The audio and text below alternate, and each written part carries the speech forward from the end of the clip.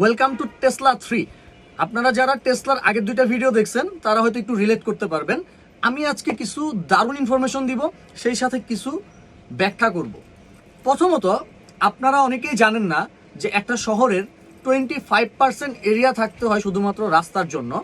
আমাদের ঢাকা শহরের total area হচ্ছে 815 কিলোমিটার, যেখানে রাস্তা আছে মাত্র 88 কিলোমিটার, আর থাকার কথা ছিল 204 কিলোমিটার।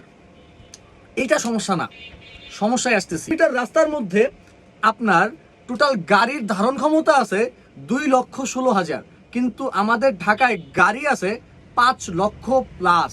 আমি এতক্ষণ বলতেছিলাম গাড়ির কথা, এবার বলবো অটো রিক্সার কথা, কারণ মাথা ঘুরে যাবে আপনাদের যদি আপনারা এই ইনফরমেশনগুলো শুনেন। ঢাকায় বর্তমানে রানিং অটো রিক্সার পরিমাণ হচ্ছে 8 থেকে 10 লক্ষ, এবং কিছু কিছু রিসার্চারের মতে এটা প্রায় 2 মিলিয়ন। 2 মিলিয়ন মানে 20 লক্ষ। বুঝতে পারতেছেন? পুরো বাংলাদেশে এই অটোরিকশার সংখ্যা হচ্ছে 48 লক্ষ থেকে 50 লক্ষ। ঢাকায় এটার একটা মেজর পোর্শন। তো প্রবলেম এখানেও না। 2025 সালের জুন মাসের একটা রিপোর্ট অনুযায়ী অনলাইন ডেইলি বাংলাদেশ পোস্ট নাম, তারা রিপোর্ট করছে যে ডিএনসিসির যে অ্যাডমিনিস্ট্রেটর তাকে জিজ্ঞেস করা হয়েছে, সে বলছে যে খুব তাড়াতাড়ি ঢাকার রাস্তাকে অটোরিকশা মুক্ত করা হবে। কথাটা একদমই যে অযৌক্তিক ব্যাপারটা এমন না।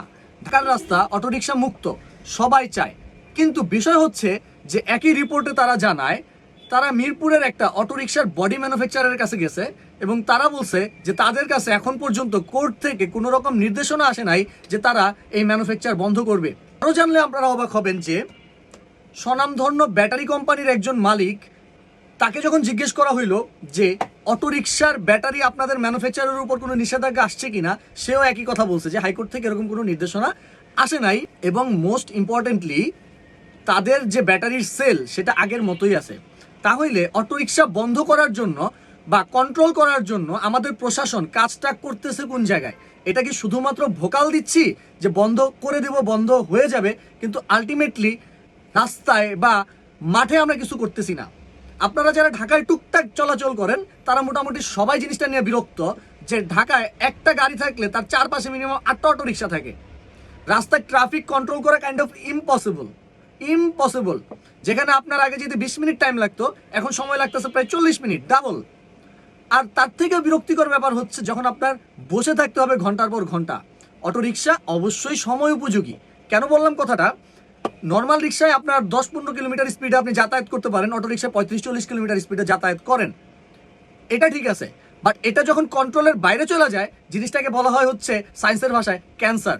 যখন কোনো একটা সেল কন্ট্রোলের বাইরে যেয়ে বাড়তে থাকে সেটাকে বলা হয় ক্যান্সার। সো অটো রিক্সা হচ্ছে ঢাকার জন্য এখন ক্যান্সার, যেটাকে আপনি নিয়ন্ত্রণ করতে পারতেছেন না, বাড়তেছে।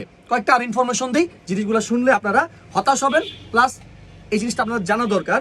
ফার্স্ট অফ অল, 2019 সাল থেকে 2024 সাল এই টোটাল সময়টার মধ্যে বাংলাদেশে 3 চাকার যানবাহন অ্যাক্সিডেন্ট করে মানুষ মারা গেছে 6,422 জন।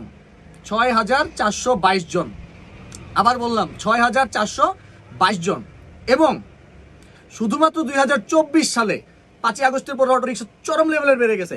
এই 2024 সালে বাংলাদেশে অটো রিক্সা অ্যাক্সিডেন্ট করে মারা গেছে 875 জন, এবং সেখানে ইনজুর হওয়া বা আহত হওয়া, অ্যাক্সিডেন্টে আহত হওয়া মানুষের সংখ্যা হচ্ছে 1779 জন। 1779 জন। কেন? এটা নিয়ে আমি ভিডিও করব লাস্ট পার্ট টেসলা 4-এ। ধন্যবাদ সবাইকে।